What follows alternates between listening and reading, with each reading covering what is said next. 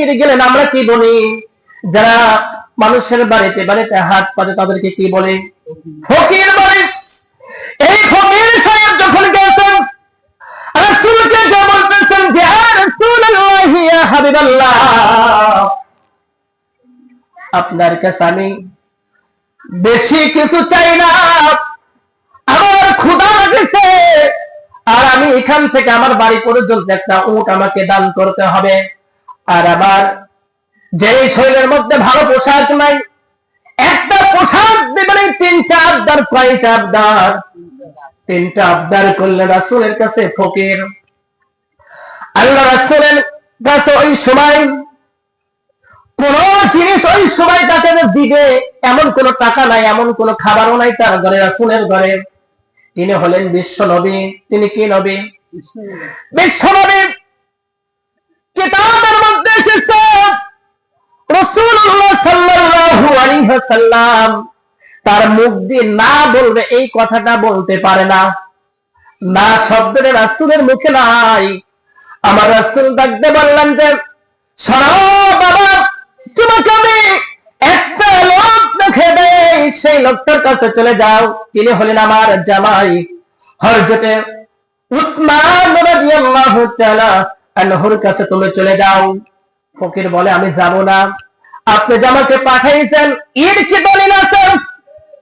আল্লাহ রাসূল একটা চিঠি লিখলেন। কি লিখলেন? একটা চিঠি লিখিয়ে আল্লাহ পাকের রাসূল কি করলেন? সই করলেন, সিল মারিয়া দিলেন আর বললেন যে যাও আমার উসমানের কাছে যাও।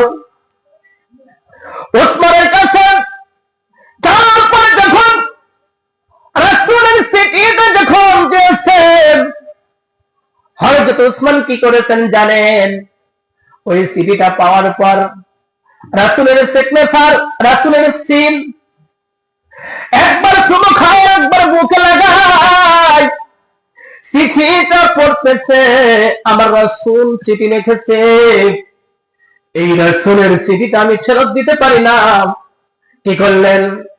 অনেক খাবার একটা বস্তার মধ্যে ঢুকাইলেন, বস্তার মধ্যে কিছু টাকা পয়সা ঢুকাইলেন, আর তার জন্য পোশাকটা ঢুকাইয়া বস্তাটা ফকির বলতেছে ভাই আমার মাথায় তুলে দেন, আমি নিয়ে চলে যাই। বলল যে না।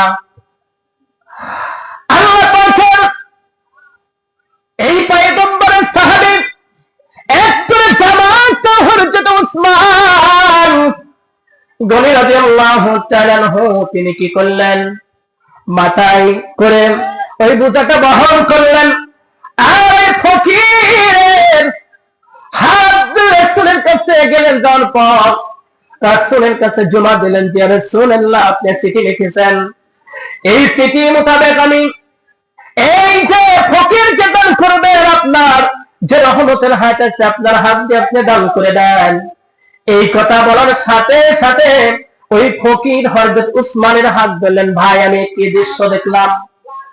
বললেন সবাব তুমি দৃশ্য দেখো নাই, এটা হলো পৃথিবীর জমিন, আর আমি তোমাকে যা কিছু দিলাম এটা হলো আখিরাত আল্লাহ পাকের ওই যে গাইড আছে, যে আমার নাকি যে খাতা আছে খাতার মধ্যে আমাকে আল্লাহ পাক কিয়ামতের দিন হাসরের ময়দানে এটা আমাকে দান করে দেবে।